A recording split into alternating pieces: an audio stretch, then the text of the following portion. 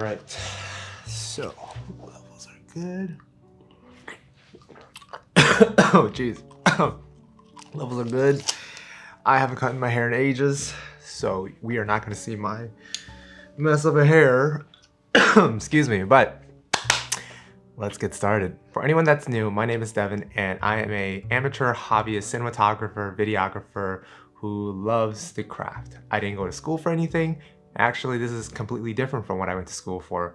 But with that being said, if you've seen my newest short narrative that I made out of a late night inspiration, thank you. It's been crazy seeing how it has gotten traction. But with that being said, today we're gonna go look at the behind the scenes and kind of my thought process that I put into it, and we'll see how it differs from others. So for the gear, I stuck with the 35mm because that's what I had. I'm using the Siri 35mm anamorphic APS-C version, so this is not the full frame one, but with the new mirrorless cameras that Sony has offered, when you shoot in APS-C mode, you don't even really notice the difference. Half the time I did kind of jump between the 35 non-crop mode and then cropped it in post versus actually punching in on my camera. But it did turn out the way I really liked it too, so I'm not too upset at it. In the next scene, a lot of it had to do with kind of how did I want to deal with the lighting in the not the kitchen, I was about to say the kitchen, in the bathroom, because when I turned it on, it had this humming noise because that was the vent. So then I took my light and then brought it in and just exposed it and used bounce lighting to kind of fill up the whole entire room. If you looked closely in the video, you can definitely tell that there's some inconsistencies with the lighting. Ideally, I would love to have an extra light to kind of bounce in front of my face too, so then the shadows from the front weren't too harsh, and that way you can kind of see that, oh, the light's not being shot from the back. There's a lot of trial and error, and I had to really help my girlfriend kind of see how to get the movement done, right? So this is a manual lens, so she did have a focus wheel to kind of pull with, and that helped.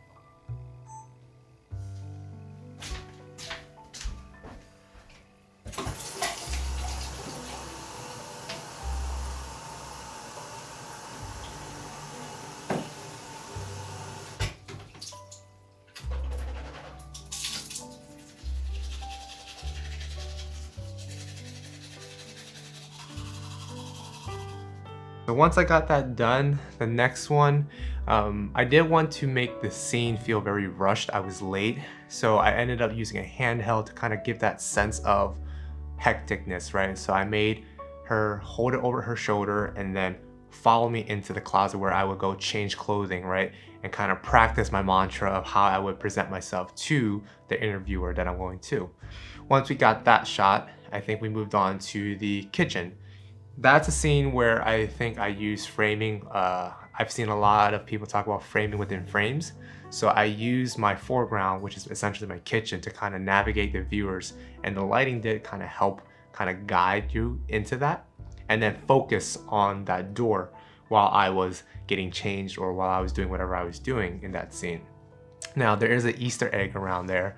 I'm not gonna say what it is, but if you did find it, leave a comment below because I'm very interested if anyone even actually noticed. There's actually even the thumbnail that has the Easter egg in it too, so let me know. And then lastly, I just want to give a sense for the viewer that to reinforce the story, am I alone, right? So I wanted a perspective where someone was peeking over, and then if I looked up, they would hide. Simple as a handheld rig, you kind of peek over, nothing else to kind of talk about there.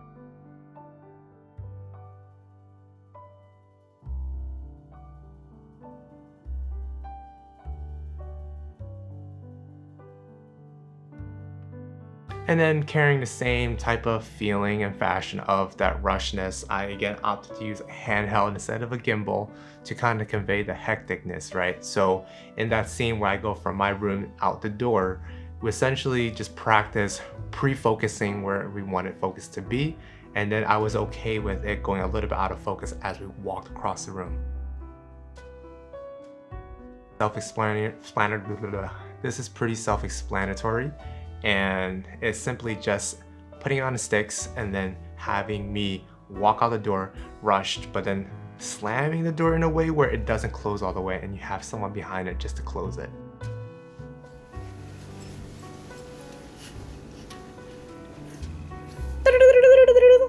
Now, if you found that somewhat interesting, I think the next step is to stay tuned.